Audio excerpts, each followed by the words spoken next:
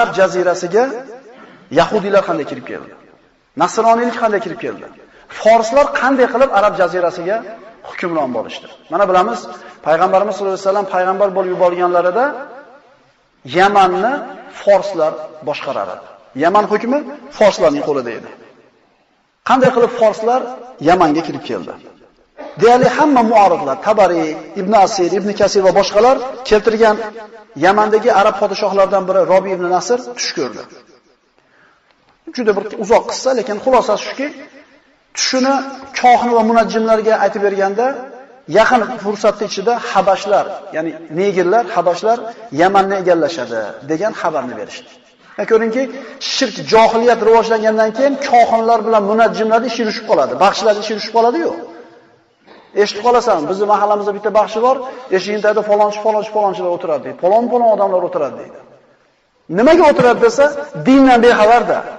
U baxshini nimaligi, uni qo'lidan hech narsa kelmasligini tushunadigan ularda bir ilm, ma'rifat yo'qda. Agar biroda ishini yurgizib yuborishlik baxshini qo'lida bo'lsa, birinchi bo'lib o'zini ishini yurgizmaydimi shu odam? Nima qiladi biroda bergan 50 so'm, 60 so'mga qarab o'tirib. Lekin johillik rivoj topsa, dindan uzoq bo'linsa, odamlar shunday holatga tushib ketadi. U o'zini, oilasi, farzandlarini forslarga bir tobe bo'lib qolishdan qo'rqdi-da, Yamandan Iroqqa qarab ko'chdi. Iroqqa bordi, Hiro degan joyni egallab shu yerda yashadi. Robi ibn Nasr vafot qilgandan keyin uni farzandlarining qo'liga hukm etdi. Yamanliklarda Tubba deb podsho bilan laqablashardi. Mana bilamiz, forslarning podshohi Kisro deyilardi. Rumning podshohlari Qaysar deyilardi. Habashlarning podshohi Najjoshi deyilardi. Yamanliklarning podshohi Tubba deyilardi. Ana shu Robi ibn Nasrning o'g'illaridan Tabban Asad ismli kishini qo'liga o'tdi hukm. Bir necha vaqt o'tgandan keyin uni hurmati nihoyatda bir baland bo'ldi, moli dunyosi ko'p edi, boy, saxiy kishi edi.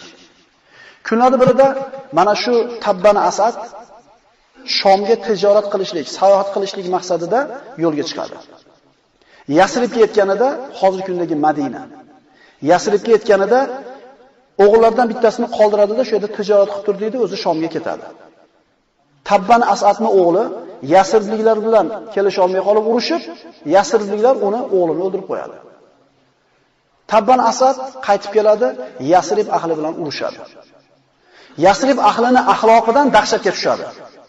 Ya'ni Yasribliklar, Madinaliklar, keyin Madina deb nomlangan. Kunduzi Tabban Asad bilan urushib turib, kechki payt unga ovqat, sovg'a-salom, kiyim-kechaklar jo'natishadi. Bu saxiylikni, karamni cho'qqisi edi. Ya'ni dushmaniga shunday yaxshilik qilishardi. Lekin o'g'lini o'chini olaman degan qattiqligida turib oldi. Yasribda asli Shomda bo'lgan, lekin Madinaga kelib yashayotgan yahudiylar ham bor edi. Ana shu yahudiylardan ikki kishi Tabban Asadning oldiga chiqib keldida, "Nima uchun urushyapsan? Nimani xohlaysan?" deydi. Tabban Asad Yasribni vayron qilaman dedi. Ular aytdi, "Sen vayron qila olmaysan buni" dedi. Unda Alloh seni halok qiladi dedi. Nimaga unaqa deyapsizlar dedi? Chunki bizning kitoblarimizda Yasrib